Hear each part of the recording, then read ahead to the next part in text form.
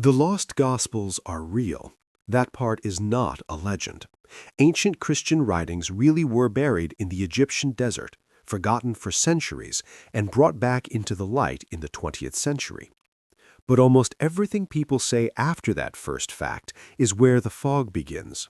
Because the moment those texts appear in the story, the internet usually rushes in with its favorite conclusion.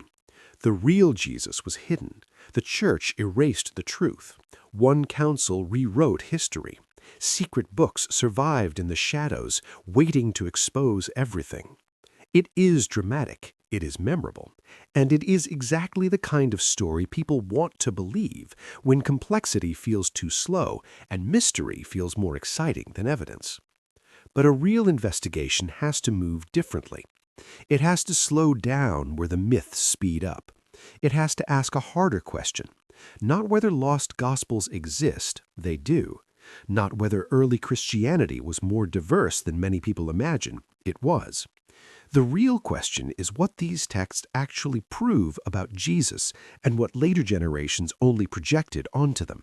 The case reopened in 1945, near Nag Hammadi in Egypt, when local villagers uncovered a sealed jar containing ancient codices. Inside were texts that had been hidden for centuries. Among them were writings that did not become part of the New Testament, including the Gospel of Thomas, a text made up largely of sayings attributed to Jesus. That discovery mattered. It mattered because it proved that the Christian world of the early centuries was not as flat, tidy, and unanimous as popular retellings often suggest. There were competing voices, competing emphases, and different ways of framing who Jesus was and what his message meant. That is where the excitement is justified. But that is also where exaggeration begins, because one true discovery can easily become the foundation for 10 false conclusions. A buried text does not automatically become the original truth. A non-canonical gospel does not automatically become more authentic than a canonical one. And a forgotten voice does not automatically become the voice that settles everything.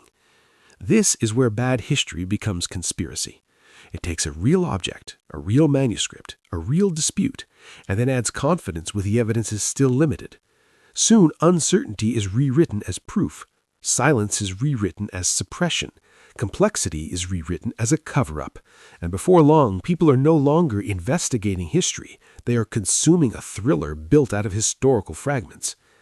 So we need to separate two different claims that are often carelessly fused together. The first claim is that lost gospels existed, survived in some cases, and reveal a wider and more contested early Christian landscape. That claim is strong.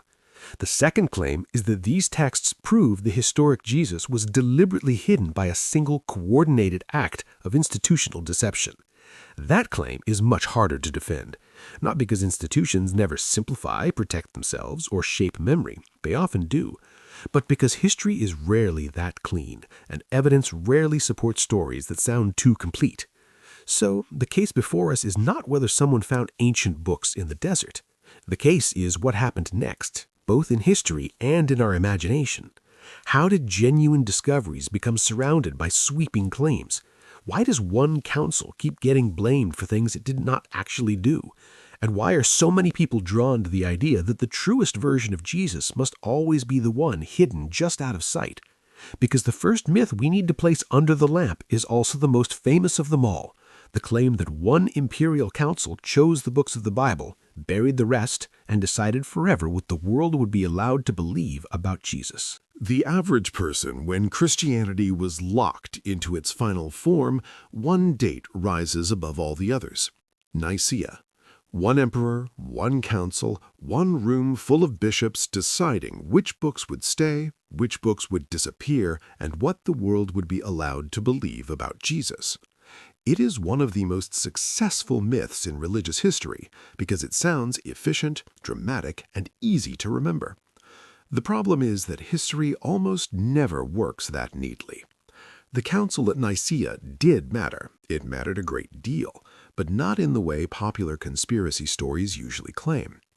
The bishops who gathered there in the 4th century were not sitting around a table voting on the 4 Gospels while guards hauled the rejected ones into the fire. They were dealing, above all, with a crisis over the identity of Christ, especially the controversy surrounding Arius and the question of whether the Son was fully divine in the same way the Father was. That debate was explosive enough on its own. It threatened unity across the empire, and Constantine wanted unity badly. But wanting unity is not the same thing as choosing the contents of the Bible in one dramatic afternoon. This is where the myth becomes seductive. It takes a real emperor, a real council, a real political interest in religious stability, and then quietly inserts a fictional scene into the middle of it. Suddenly, people imagine a kind of spiritual boardroom where truth is manufactured by majority vote. They picture bishops selecting winners and losers, not only among doctrines, but among books, memories, and even versions of Jesus.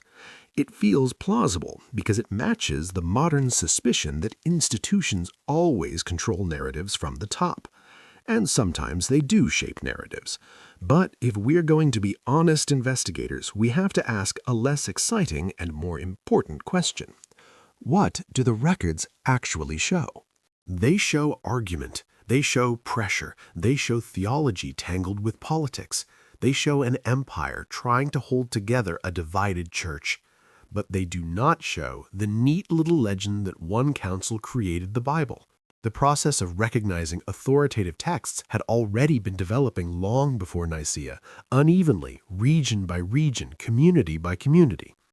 Some books were widely accepted early, others were debated for generations. Some texts were valued for reading but not treated as equal to the core writings used in worship. In other words, the Christian world was not waiting for a single meeting to invent Scripture from scratch. It was already living inside a long and often messy process of recognition, argument, and boundary making.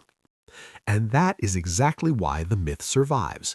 Real history is complicated. Myth is clean.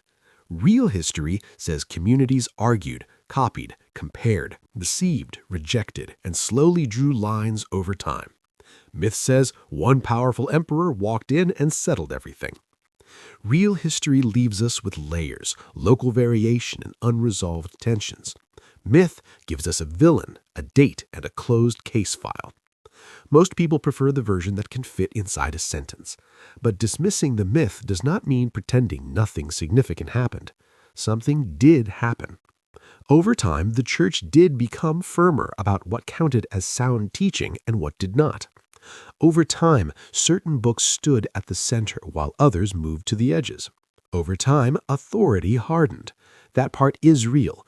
The mistake is turning that long process into a cinematic moment where complexity vanishes and one council becomes the machine that buried every rival voice. So the better question is not whether Nicaea chose the Bible. It did not, at least not in the simplified way conspiracy culture tells the story. The better question is why later generations keep retelling it as if it did. And the answer may be that the myth gives both sides what they want. It gives defenders of simplicity a single moment of order. It gives critics of the church a single moment of corruption. It gives everyone a satisfying shortcut past the harder truth that history is usually formed by accumulation, pressure, habit, conflict, memory, and time. Which means the case is now more interesting than the myth ever was. If one council did not sit down and create the official Jesus by deleting every other version, then we have to look somewhere more difficult. We have to ask what those other texts actually were, how different they really sounded, and whether they challenged the picture of Jesus by exposing a hidden secret or by revealing something more unsettling than that the earliest Christian world was more contested, more layered, and less easily controlled than either the conspiracy theorists or the gatekeepers would like us to believe. So if one council did not sit down and manufacture the official Jesus in a single stroke, the investigation has to move closer to the texts themselves. And this is where the case becomes more difficult, because the lost Gospels do not all speak with one voice. They are not one secret library carrying one pure message that was once known by everyone and then buried by force. They are a varied collection of writings, emerging from different communities, different pressures, and different attempts to answer the same question: who was Jesus, and what did his life mean? That is why the Gospel of Thomas matters so much, not because it gives us an effortless shortcut to the historical Jesus, but because it unsettles the lazy assumption that the earliest Christian memory moved in only one direction. Thomas does not read like Matthew or Luke or John. It does not give us a birth story. It does not walk us through miracles in narrative sequence. It does not build toward a passion story in the familiar way. It presents saying after saying, voice after voice, line after line, as if someone preserved a chamber of remembered words and left the reader to wrestle with them. Some of those sayings sound familiar. Some stand close to material found in the canonical Gospels. Others sound stranger, sharper, more inward, more focused on knowledge, perception, and awakening. And that difference is exactly where the temptation begins. Because once people hear a saying about the kingdom being inside you, or about seeing with new eyes, they leap to the most dramatic possible conclusion. This is the real Jesus. This is the hidden teaching. Everything else was diluted later. But history demands more patience than that. A text can be early in some layers and late in others. A saying can preserve something ancient without turning the whole document into a perfect window. A non-canonical gospel can reveal genuine diversity without becoming the final court of appeal. That does not weaken the discovery. It clarifies it. What these writings truly change is not that they suddenly erase the Jesus of the canonical Gospels. What they change is the size of the world around him. They show that early Christians were not merely repeating one frozen formula. They were interpreting, selecting, emphasizing, and contesting. They were asking whether salvation was mainly about belief, transformation, knowledge, worship, endurance, or some combination of all of them. And once you see that, the old simplified picture cannot fully survive. But there is another mistake waiting on the other side. If one group made the past too tidy, another group makes it too dramatic. One side says nothing important exists outside the familiar canon. The other says everything outside the canon must be the suppressed truth. Both shortcuts fail for the same reason. Neither wants the burden of complexity. Neither wants Jesus who was received, remembered, interpreted, and argued over in a world far less controllable than our slogans make it sound. So the real force of the lost Gospels is not that they hand us a replacement Jesus we can instantly trust more than every other witness. It is that they expose the struggle around Jesus early enough to make our certainty uncomfortable. They widen the evidence, they sharpen the questions, they force us to admit that the story was never as flat as the loudest voices on either side would prefer. And that leaves us with the hardest part of the investigation still ahead. If the evidence does not support the neat official version, and it also does not support the neat conspiracy version, then what kind of verdict can an honest investigation actually return? So, what kind of verdict can an honest investigation return? Not the easy one. Not the version that says the official story was complete from the beginning and every serious question has already been settled for us. And not the opposite fantasy either, the one that says a secret set of buried books could now replace everything else and give us the pure Jesus in one dramatic reveal. Both answers are too clean. Both promise closure too quickly, and both break apart the moment the evidence is allowed to breathe. What remains is harder, but also more real. The lost Gospels do matter.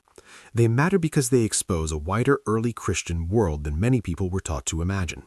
They remind us that the first centuries were not made of one voice speaking in perfect unison.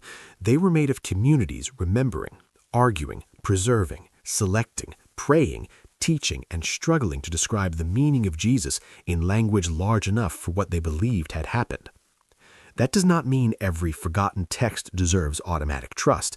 It means the story was never as flat as later simplicity made it sound. And that is the verdict most people resist, because it denies both comfort and thrill. It denies the comfort of believing that history arrived neat, final, and untouched.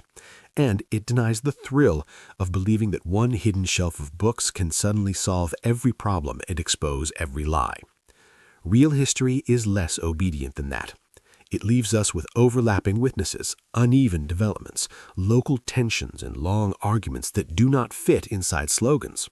That may sound unsatisfying at first, but it actually leads to a deeper kind of clarity, because once we stop demanding a single theatrical answer, the evidence begins to do something better. It teaches us to see Jesus not in a vacuum, but at the center of a struggle over memory, meaning, and authority. It shows us that the question was never only who Jesus was, but also how people tried to understand him, who had the power to shape that understanding, and why certain forms of certainty became more stable than others. So no, the lost Gospels do not give us a simple replacement Jesus, but they do force a more adult question. What if the real shock is not that the truth was completely buried, but that the earliest Christian world was too alive, too contested, and too complicated to be fully controlled by any slogan, whether official or rebellious? What if the real lesson is not to trade one myth for another, but to become harder to impress with both? That changes the task in front of us. We are not standing at the end of a scandal where one last secret unlocks everything. We are standing at the edge of a more demanding way of reading history, one that refuses panic, one that refuses lazy certainty, one that can admit that institutions shape memory, but also admit that conspiracy stories often smuggle in their own distortions, one that can take the canonical gospel seriously without pretending they were the only voices in circulation, one that can take the lost gospel seriously without turning them into instant proof of every modern suspicion. And perhaps that is the most honest ending this case can offer. Not a closed file, but a cleaned file. Not a perfect answer, but a truer question. Not a final shortcut to Jesus, but a stronger reason to keep looking carefully, comparing patiently, and distrusting any story that becomes too simple the moment it starts sounding powerful. Because the evidence does not reward the loudest voice, it rewards the patient one. And once that patience begins, the case stops being a hunt for a hidden Jesus and becomes something better. A disciplined search for what the earliest witnesses, in all their conflict and variety, can honestly still tell us.